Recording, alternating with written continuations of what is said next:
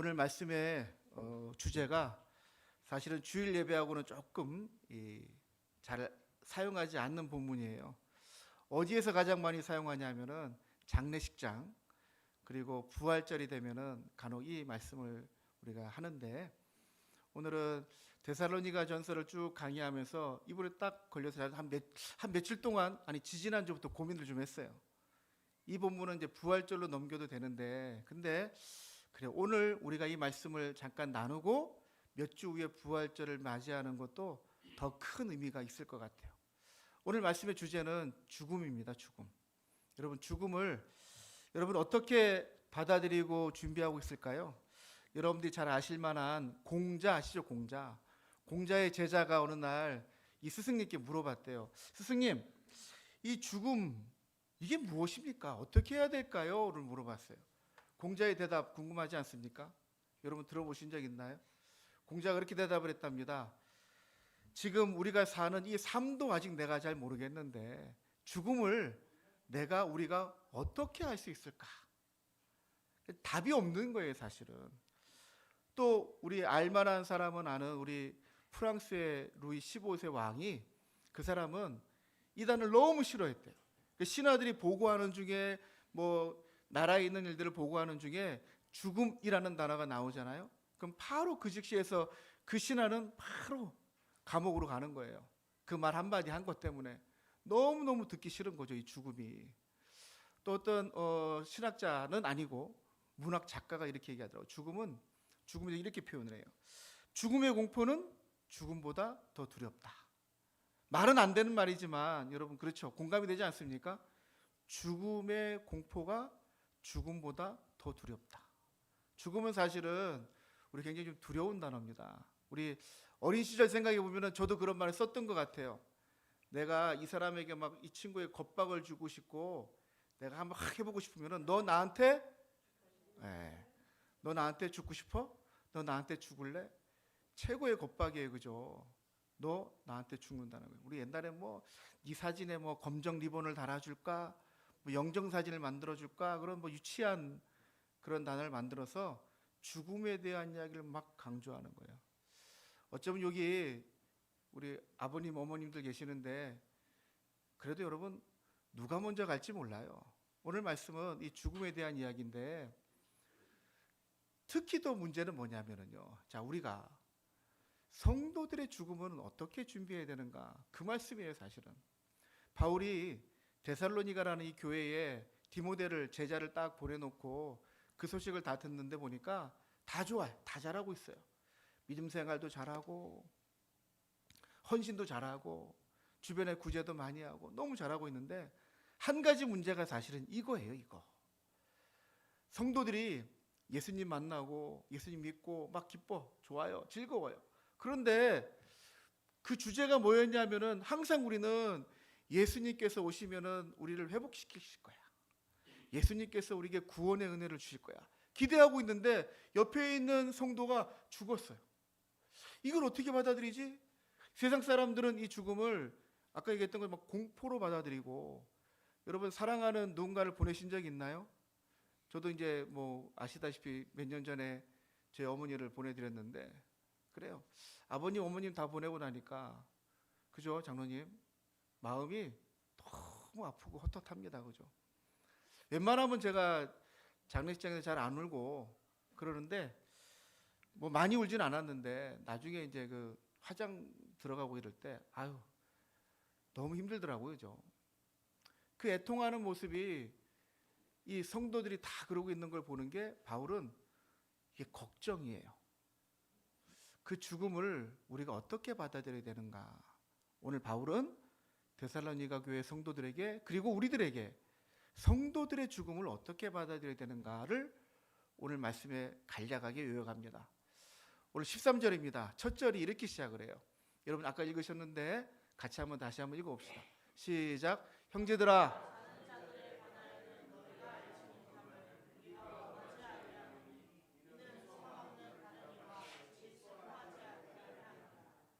여러분 발견하셨나요? 죽었다를 어떻게 표현하고 있죠? 자는 자들이라고 표현합니다. 자는 자들. 여러분 이 자는 자들의 하나만 좀 우리가 이건 우리의 지식으로 자는 자들을 헬라어로 뭐라고 하냐면요. 코이마오라고 해요. 코이마오. 어디서 좀 들어본 단어 비슷하지 않아요? 코이마오. 병원에서 뭐 사고나 이런 케이스가 생겨서 의식불명 있는 상태인 사람 뭐라고 하죠? 코마 상태라고 하죠. 코마 상태. 코마 상태가 바로 이 어원에서 나온 거예요. 코이마오. 잠들어 있는. 이 말에서 유래해서 우리 초대교회 때 공동묘지를 뭐라고 했냐면요. 코이메테리오, 코이메테리오. 그게 공동묘지예요. 그렇다면 우리 영어로 공동묘지가 뭐냐면요. 아시나요? 영어로? 저도 적어왔어요 지금. 세메트리라고 하네요. 세메트리. 세메트리가 이 코이메테리온에서 온 거예요. 그러니까 공동묘지를 우리는 영어는 보편적인 언어가 됐지만 여러분 영어의 기독교의 미국은 종주국이잖아요. 아예 공동묘지가 잠자는 자들의 장소인 거예요.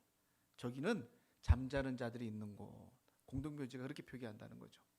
잠자는 자들이래요. 여러분 죽다와 잠잔다의 차이점 아시죠? 뭐가 다릅니까? 자는 자들은 반드시 깨어난다는 소망이 희망이 있는 거예요. 그죠? 근데 죽었다라는 의미에는 사실은 그런 희망이 보이지 않습니다. 그래서 죽음이 두려운 거예요. 근데 바울은 죽은 자들을 향해서 이 코이마오라는 단어로 그들은 잠을 자고 있는 자들이다라고 표현을 해요. 그겁니다. 저들은 끝이 아니라 다시 일어날 것이다. 그것에 대한 소망을 가지고 있는 거예요. 그래서 우리는 그 죽음 앞에 슬퍼하거나 애통해하거나 오늘 표현을 이렇게 하고 있죠. 너희가 알지 못함을 우리가 원하지 아니하노니. 참 원래 이 바울이라는 이분이 굉장히 똑똑한 학자예요. 그러니까 어투가 굉장히 어려워. 결론은 뭐예요? 알아야 되겠다는 거예요? 몰라야 되겠다는 거예요? 알아야 되겠다는 거잖아요. 근데 너희들이 꼭 알아야 된다는 표현을 이렇게 우회적으로 더 강조하는 거예요. 너희가 알지 못할 것을 우리가 원하지 아니하노니. 그 얘기는 곧 꼭 알아야 된단 말이에요. 왜? 지금 여러분들이 하고 있는 게 소망이 없는 세상 사람들하고 똑같이 애통해하는데 그렇게 슬퍼하지 마라. 이거 분명히 여러분들이 알았는데 지금 깜빡하고 있으니까 다시 설명하고 있는 거예요. 뭘 설명하고 있는지 잘 보십시오. 근데 오늘 14절을 보면은 성도들은 잠잔 자들이라고 표현하고 있는데 예수님은 잠자는 자라고 표현하지 않아요. 이게 참 독특하지 않아요? 그죠? 예수님은 잠을 자고 계셨던 게 아니라 뭐라고요? 죽으셨다가. 확실한 건 거예요. 죽음이 끝입니다. 근데 예수님께는 왜 죽었다는 표현을 하고 성도들에게는 죽은 것이 아니라 왜 잠자는 자들이라는 표현을 했을까요? 분명히 다릅니다. 예수님의 죽으심은 끝이에요. 혹여라도 예수님이 자다가 깨서 일어나신 거 아닌가? 그게 아니란 말이죠. 사망 권세의 모든 것들을 깨뜨리시기 위해서 당신이 친히 진짜로 죽으시는 거예요. 근데 거기서 다시 살아나시는 거예요. 그래서 다시 살아나셨기 때문에 예수님 안에 있는 모든 사람들에게 이제는 죽음으로 끝이 아니라 잠을 자다가 때가 되었을 때 분명히 일어나게 될 것이다. 누구처럼? 예수님처럼. 예수님이 진짜 친히 죽으시고 다시 살아나시는 부활을 보여주십니다. 그 이야기는 당신의 부활로 끝날 게 아니라 모든 예수님 믿는 모든 성도들에게 부활이 있음을 보여주고 선포하시는 거예요. 그것을 보여주시려고 구약에 있는 말씀들이 하나하나 똑같이 이루어지는 걸 복음서에 다 드러내시는 거예요. 구약에 있는 말씀대로 될 것이다. 그래서 아직 이루어지지 않은 게 있어요. 아직 이루어지지 않은 건 구약에 있는 말씀과 신약에 있는 말씀 중에 아직 이루어지지 않은 건 주님이 다시 오시는 거예요. 주님이 다시 오실 때까지 여러분들이 소망을 가지고 있어야 된다. 그 이야기를 오늘 본문에서 하고 있는 거예요. 성도들에게 죽음이 닥쳐옵니다. 여러분, 그런데 이 죽음은 그래요. 우리가 그 다음 세계를 모르기 때문에 두려운 거예요. 다음 세계를 알면은 두려움이 아니라 다시 희망과 소망으로 바뀝니다. 세상은 끝이라고 얘기하지만 끝이 아니라 성경은 다시 시작하는 그 잠을 자고 다시 일어나는 그 시간으로 오늘 본문에서 보여주고 있는 거예요. 그때가 되면은 죽었던 자들이 다시 일어나는 겁니다. 그걸 보여주는 게 어디인지 아세요? 예수님께서 보이시지만은 그 전에 특별히 요한복음에는 이런 장면이 많이 나와요. 예수님을 찾아온 어떤 사람, 그 중에 자기 딸이 죽을 때가 되었는데 예수님 찾아옵니다. 야이로가 찾아와서 예수님, 우리 딸이 죽게 생겼는데 살려주세요. 근데 이 딸은 예수님 말씀하는 중에 이미 숨을 거뒀어요. 근데 예수님이 그 딸은 죽은 게 아니라 잔다고 하세요. 요한복음 11장에서도 나사로가 죽었습니다. 그 소식을 들었는데, 아니 아프다는 소식을 들었는데 시간이 지난 다음에 예수님은 그래요. 이제 나사로가 잔다. 의도적으로 잔다라는 표현을 계속 하고 있는 거예요. 그리고 예수님이 직접 당신이 죽으시고 다시 부활하시는 걸 보여주는 거죠. 왜? 그대로 되겠다는 것을 야이로의 딸을 통해서, 나사로를 통해서, 그리고 그들이, 제자들이 다 보는 앞에서, 그리고 성도가 아닌 사람들 다 보는 앞에서 예수님께서 십자가에 달려 죽으시는 거예요. 죽으시고 다시 부활하십니다. 그리고 부활하신 그 예수님이 40일 후에 하늘로 올라가셔요. 그때 그 자리에 있던 모든 자들에게 선포하신 하나님의 말씀이 사도행전 1장 11절에 있는 말씀입니다. 1장 11절에 있는 말씀 같이 한번 읽어볼까요? 시작. 이르되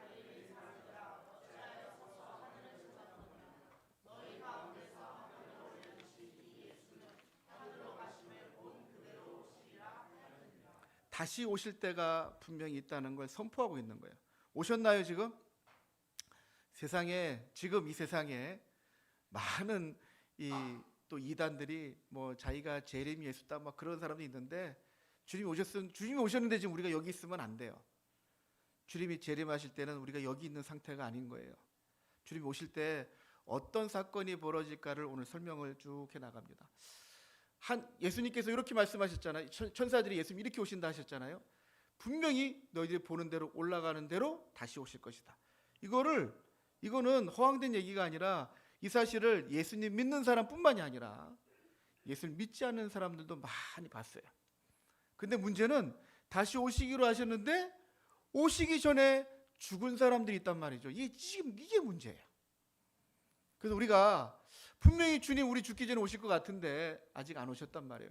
그러다 보니까 옆에 있는 성도들이 나이 많아서 돌아가시고 사고로 또 돌아가시고, 저희 어머니도 이제 쇠하셔서 돌아가시고, 여러분 주변에 부모님 먼저 보내신 분들 많이 계시잖아요. 그때 우리 안타까움이 물론 있죠. 지금 이제 이 살아있는 육신으로 부모님을 뵐 수 없기 때문에. 그런데 바로 오늘 이 본문에서 다른 이야기를 합니다. 오늘 사도행전 1장 11절과 비슷하게 요한복음 우리 14장 1절에 이제 보면은 예수님께서 6월절에 지내는 중에 이제 십자가에 달려 죽으실 때가 막 다가오실 때 예수님 이렇게 말씀하셔요. 내가 곧 너희들 떠나서 갈 거다 하시면서 약속하신 말씀이 있어요. 같이 한번 읽어볼까요? 시작. 너희는 마음에 근심하지 말라.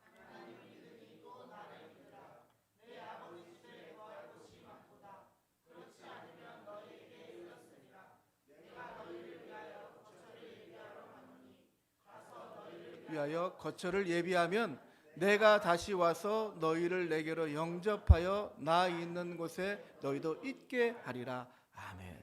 이 말씀을 바울은 또 다른 각도로 주님을 영접하고 주의 받은 말씀을 우리에게 보여줍니다. 그게 15절과 16절에 있는 말씀이에요. 15절에 보면은 그때가 되면은 잠자는 사람들이 일어난대요. 근데 지금 살아있는 자, 오늘 15절을 보면 이렇거든요. 우리가 주의 말씀으로 너에게 이것을 말하노니 주께서 강림하실 때, 그때는 사도행전 1장 11절에 있는 말씀과 요한복음 14장에 있는 말씀처럼 주님께서 다시 오신단 말이죠. 그때 되면은 우리 살아남아 있는 자, 아마 지금 우리들일 것 같아요. 그죠? 그리고 자는 자들은 우리보다 먼저 운명하신 분들 얘기할 거예요. 그런데 결코 앞서지 못하리라라는 의미는 시간상의 의미라기보다는 누가 먼저냐 누가 뒤냐예요. 아마 이런 일들이 일어나고 있었을 거예요. 당시에 로마 시대는 순교하는 사람들도 많았습니다. 로마 압제하에 예수님 믿는 사람들 잡아서 죽이기도 했거든요. 이런 일들이 일어나지 않았을까요? 저는 이게 상상입니다. 사자의 밥에 넘어가기도 하고, 특별히 우리나라에서는 일제시대 때 예수님 믿는다고 해서 감옥에 끌려가고 고통을 당하고 죽임을 당하는 사람도 많았단 말이에요. 그때 저 혼자 생각에 이런 생각을 했어요. 그들은 무엇을 붙잡고 그렇게 신앙을 버텨낼 수 있을까? 하나님의 말씀을 본다면은 다니엘이 예수님 하나님 믿는다는 그 증거 때문에 사자굴에 들어갑니다. 근데 다니엘은 사자굴에 들어갔는데도 사자가 털끝 하나도 건드리지 못하고 살아서 나와요. 다니엘의 세 친구들은 불구덩이에 들어갔는데, 풀목불에 들어갔는데 불에 하나도 끄슬리지 않고 온전하게 나온단 말이죠. 어떤 면에서는 저는 그럴 것 같아요. 그 말씀 붙잡고, 그래, 아무리 고통스럽게 해도 우리의 목에 칼이 들어와도 예수님이 날 지켜주실 거야. 그런데 죽었을까요? 안 죽었을까요? 죽었어요. 옆에 있는 사람이 신앙을 지키다가 죽었어요. 저 사람은 하나님을 보호하지 않는 거 아닌가? 그 사람들은 다 보호했는데 우리는 아닌 거 아닌가? 그럴 때 이 공포와 이 두려움은 사실은 하나님이 살아계신 거 맞나 안 맞나? 어떤 사람은요, 기도하면 하나님이 병을 낫게도 하셔요. 근데 어떤 사람은 기도해도 병을 낫게 안 하실 때도 있어요. 그거는 누구든지 기도해서 다 나으면은 그거는 우리는 기적이라고 하지 않잖아요. 기적은 하나님이 하나님을 보여주실 때 한 번이에요. 모든 사람, 여기 걸리신 분들이 그래서는 안 되지만 우리 다 암에 걸렸어요. 근데 기도했는데 다 나았어. 이건 기적일까요? 아닐까요? 기적이 아니에요. 생각해 봐야 돼요. 기적인 것 같지만 이제는 누구든지 다 낫는 거예요.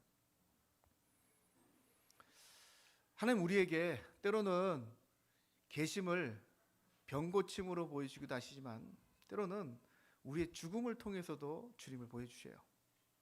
우리의 나음이 아닌 계속 끝남으로도 주님을 보여주세요.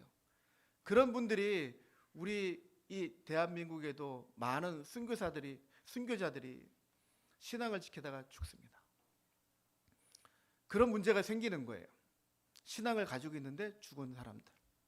근데 그들이 먼저냐 우리가 먼저냐 그런 게 아니란 말이죠. 딱 그때가 되면은, 주님이 오실 때가 되면은 먼저 간 자나 남은 자나 똑같이 주님이 딱 이렇게 등장하신다네요. 16절에 이렇게 등장하신대요. 호령과 천사장의 소리. 호령은 막 부르는 소리예요. 그리고 나팔 소리가 울린대요. 나팔은 여러분 언제 불어요?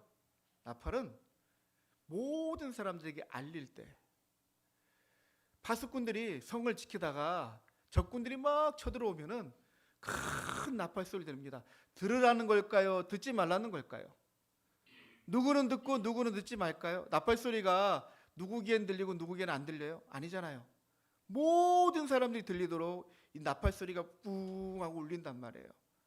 그때가 되면은 잠자고 있던 자들이, 죽었던 사람들이 무덤에서 벌떡 일어나서 올라온단 말이에요.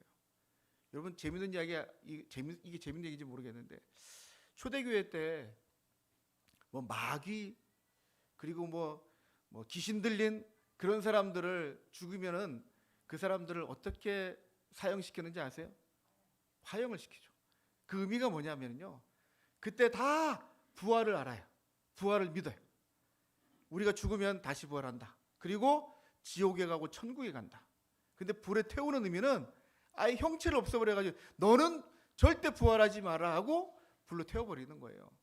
그럼 우리 지금 이 시대는 거의 다 화장을 하고 있는데, 그럼 이거 어떻게 되는 거지? 여러분, 하나님 우리를 만드실 때, 우리 하나님을 믿는다면은, 하나님 우리 만드실 때 뭘로 만들어요? 흙으로 만드셨어요. 재로 만들었단 말이에요. 근데 하나님이 우리가 시체가 탔다고 해서 사라질까요? 사실은 무덤에 넣어도 다 썩어서 없어져요. 옛날에 뭐 이집트나 이런 왕이 죽으면 미랄 만들어서 절대 썩지 못하게. 왠지 아세요? 왜 뭐 몰약을 바르고 막 해서 왜 썩지 않게 하냐면요, 왕은 반드시 부활한다. 그때 형체를 알아볼 수 있도록 썩지 않게 하려고, 가능한 한 썩지 않게 하려고 미랄을 만드는 거예요. 과연 그럴까요? 아니요, 다 썩어서 없어져요.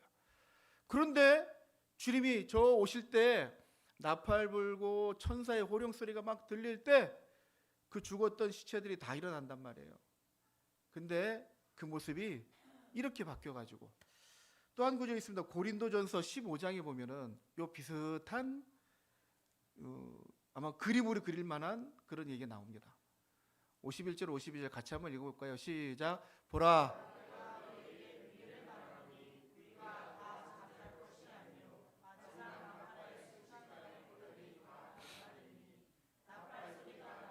죽은 자들이 썩지 아니할 것으로 다시 살아나고 우리도 변화되리라. 형체를 못 알아봤지만 주님이 오셔서 그렇게 하신단 말이에요. 형체를 다시 만드셔서 하늘로 공중으로 푹 끌어올리신대요. 그게 16절에 있는 말씀이에요. 그리고 17절에 그 살아남은 자들도 죽었다는 자들 다 하늘로 올라가서 주님을 영접합니다. 이 그림을 여러분 저도 성화를 몇 번 본 것 같아요. 막 하늘에 구름이 있고 구름 타고 오시는 예수님이 계시고 천군 천사들이 막 불병거를 막 타고 뒤에는 천사들이 막 날아오고 그때 성도들이 하늘로 쭉. 이거는 여러분 환상적인 얘기를 하고 있는 게 아니에요.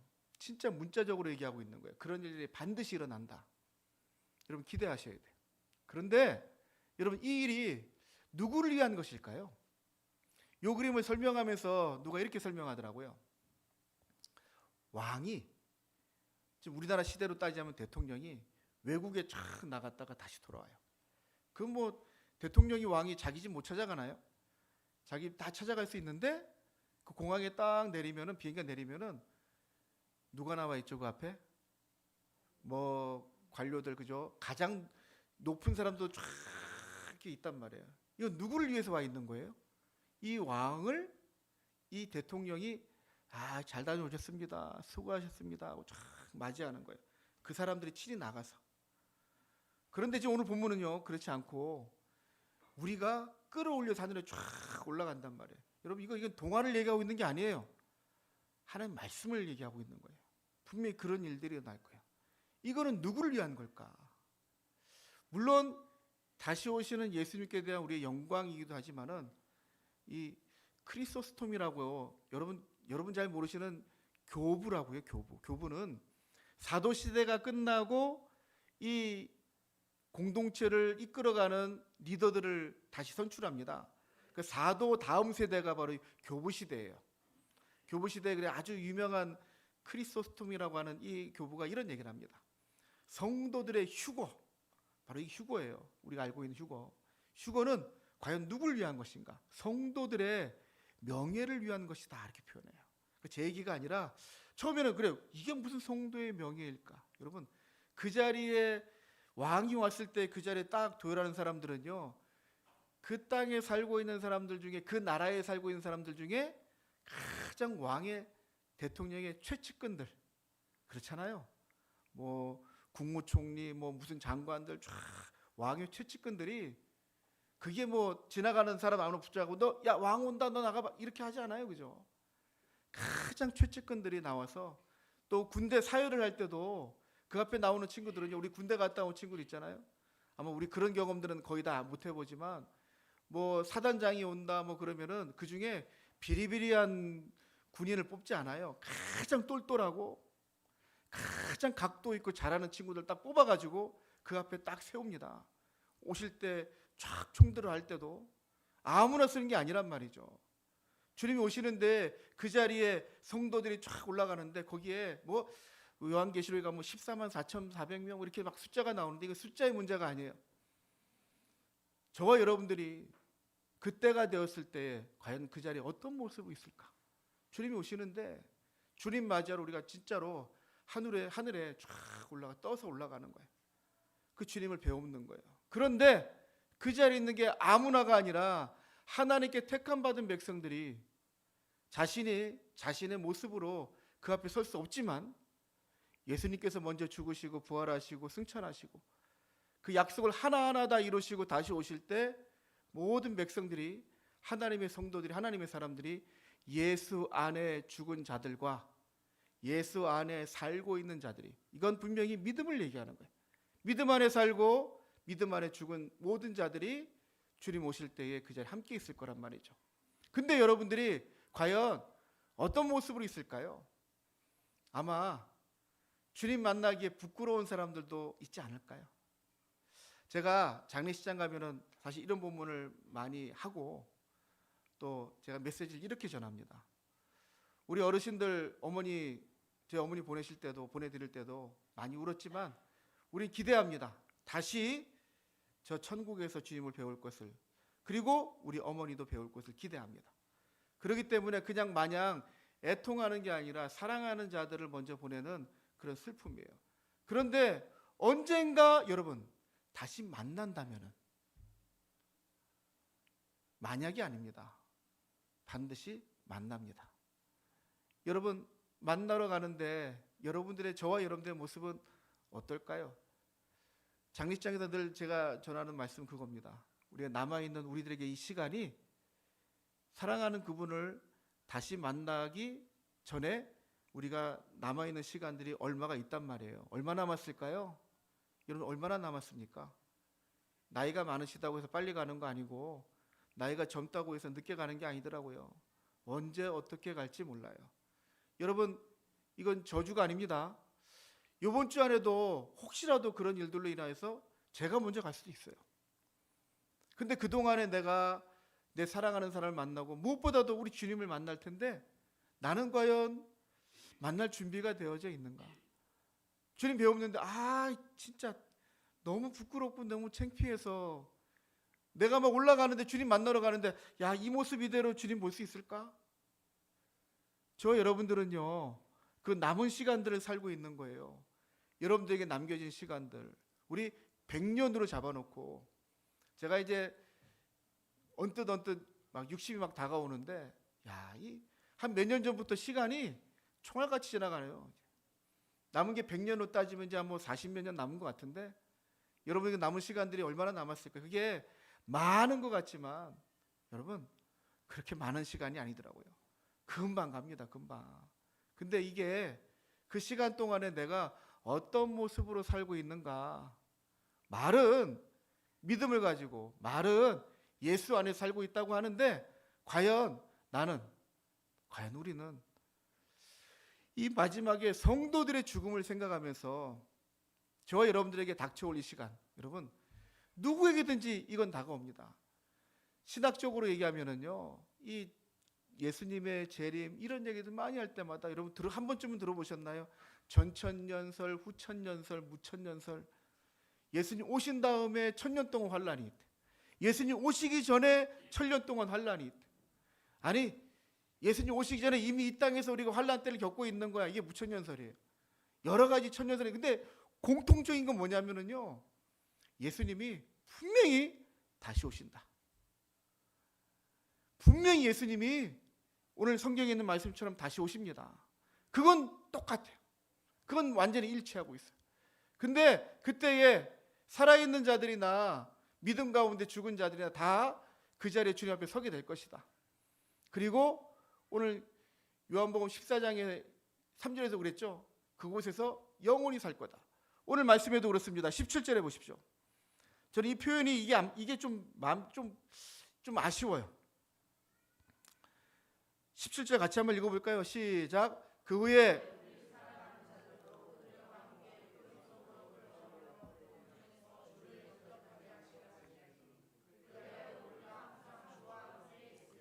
아멘. 우리가 항상 주와 함께 있을, 이거는 제가 원하는 표현은 이런 거거든요. 우리가 항상 주와 영원히 함께 있을 거다. 의미는 똑같은데 표현의 문제예요. 오늘 이 한글 문자적으로는 좀 더 친근감 있게 항상 함께 있는 걸로 표현하고 있지만 저는 영원히 함께하고 있는, 우리가 지금은 100년일지 90년일지 80년일지 모르지만 남은 시간에 주님을 만나고 다시 시작하는 그 시간은 영원한 시간이란 말이에요. 저 여러분이 오늘 표현으로는 죽는 게 잠자는 걸로 표현합니다. 여러분 잠을 잘 때 남자분들은 대충 그렇진 않지만 여자분들 대부분 잘 때 되면 하는 거 많지 않아요?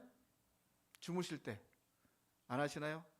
아침 9시 반 예배 때는 제가 여자분 딱 한 명 앉아 있어가지고 제가 잘 때 뭐 준비해야 되니까 그냥 자는데요. 여러분 그냥 주무세요? 여자분들, 우리 특히 결혼 안 한 우리 아가씨분들 자기 전에 뭐 해야 돼요? 씻어야 되죠. 얼굴에 묻은 화장도 지우고. 저는 개인적으로는 꼭 혼날 소리 같기도 하지만 아침에 샤워 한 판 하고 저녁에 자기 전에 샤워 한 판 하고 하루에 샤워를 2번 합니다. 자기 전에 샤워를 해야 돼. 그래야 제가 잠을 잘 수 있는 거예요. 몸에 있는 지저분한 것들을 다 씻어내고 닦아내고 얼굴에 화장도 깨끗하게 지우고. 저는 그게 잠을 자는 준비 아닙니까? 준비. 그럼 우리도 자는 걸 준비한다면은 좀 죄송한 얘기지만 죽을 준비도 우리 해야 되지 않겠어요? 그죠? 언제 어떻게 일어날지 모릅니다. 여러분들은 준비를 잘하고 계십니까? 우리가 그렇습니다. 정말 감사한 거는요. 여기 뭐 아파 보신 분들도 계시지만 시한부 인생이요. 이제 당신은 이제 5년 남았습니다. 당신은 한 10년 남았다 하면 괜찮을까요? 당신은 한 15년 남았다 하면 괜찮을까요? 아니요. 여러분, 그 숫자가 정해진 순간부터 사실은 두려움이 시작합니다. 주변에 많은 그런 분들 뵀는데 정해지니까 더 두려운 거예요. 하나님의 은혜로 우리는 그 날이 그 시간을 우리가 알지 못합니다. 5장 1절이 그렇게 시작하는데 시기와 때를 알지 못하지만 분명한 것은 우리가 반드시 죽을 때가 온다는 거예요. 죽을 준비를 해야 됩니다. 언제 찾아올지 모를 이 죽음 앞에 저희들이 가장 먼저 준비해야 되는 건 뭘까요? 오늘은 이 한 주간은 여러분 그걸 준비하는 시간들이 되시길 바라요. 두렵죠? 죽을 준비를 한다니까. 그런데 여러분 제가 경험해 보니까 그래요. 잘 죽을 준비를 해야 돼. 잘 죽을 준비를. 나는 어떻게 죽을까? 나는 나의 무덤은 어떻게? 나는 뭐 화장을 하든 나는 뭐 물에 뿌려주든 그런 준비도 하면서 부모님들은 어르신들은 제가 목사니까 이렇게 과감하게 말씀드리는 거예요. 내가 어떻게 장례를 치를지도 자식들하고 미리 의논하십시오. 자식들이 아버지 장례를 어떻게 치를까요? 이거 물어보는 놈이 나쁜 놈이잖아요. 나쁜 놈은 아니지만 부모님들에게는 저도 마찬가지고 우리 아이들에게 그걸 미리 좀 의논을 해야 되겠어요. 내가 나중에 가면은 이렇게. 그런데 그거보다 더 준비해야 되는 건 뭐예요? 여러분들이 어떤 존재로 남는가? 주님 배울 때 주님이 야, 너 진짜 잘했어.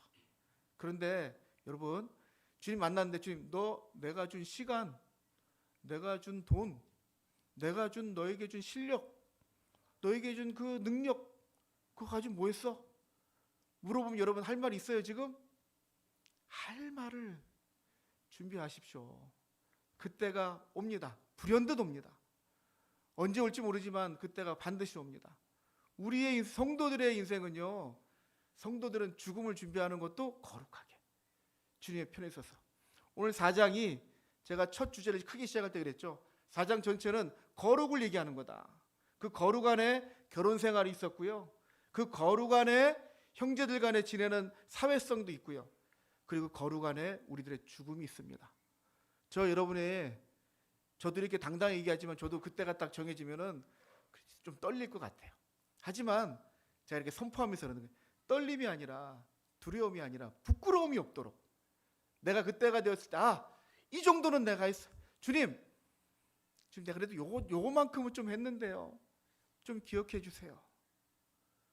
당당할 수 없겠지만 그래도 지금부터 여러분 준비하면 조금 낫지 않을까요? 어제보다 오늘은 조금 달라져서 주님 만날 때를 준비하는 오늘 말씀은요. 물론 먼저 간 자들에 대한 그 애통하는 마음을 감하는 거, 그 상대방에도 있지만 이게 이야기는 오늘 말씀의 18절의 마지막이래요. 그러므로 이러한 말로 뭐 하라고요? 서로 위로하라. 위로란 말을 그렇게 가르쳐 드렸죠. 옆에서 이야기해 주는 거, 옆에서 불러주는 거. 우리 이렇게 될 거야. 이 이야기는요. 저 한편으로는 위로이지만 나에게는 내 스스로에게는 경고가 되지 않을까요? 나한테도 다가올 이 죽음이 두렵지만 두려움보다는 내가 가지고 있는 뭔가를 해내야 되겠다. 부끄럽지 않도록 여러분들이 가지고 있는 시간, 여러분들이 가지고 있는 능력, 여러분들이 가지고 있는 재물을 이 정도면 그래도 괜찮은 사람이야. 사람 앞에서가 아니라 하나님 앞에서. 그리고 주님 배울 때 주님께 정말 따뜻한 위로와 칭찬과 격려를 받을 그날을 여러분 상상해 보세요. 우리 잠깐만 눈을 감고 상상해 봅시다. 정말 은혜가 돼서 하나님이 내가 죽기 전에 주님 먼저 오시는 거예요. 우리가 정말 하늘에 쫙 올라가서 주님을 딱 배우는 거예요. 그 주님 앞에 우리가 이러쿵저러쿵 막 사연을 얘기합니다. 여러분 할 말이 뭐예요? 그런 말 쫙 하면서 주님을 만납니다. 이 땅에 발을 딛고 있지만 그때가 되면은 우리가 하늘로 쫙 올라가서 주님을 배울 겁니다. 그날을 기대하면서 때로는 저 여러분에게 힘들 만큼 어려울 만큼 감당하기 정말 어려울 만큼 힘든 일도 있지만 이때도 지나가고 주님 오실 날이 오기 때문에 내가 이 시간들을 내 믿음을 잘 정제하고 잘 정리해서 주님 배울 때 형진아 잘했어. 그런 칭찬 들을 수 있는 아무개야 잘했어. 칭찬 들을 수 있는 우리 성도님들 다 되시기를 주님의 이름으로 축원합니다.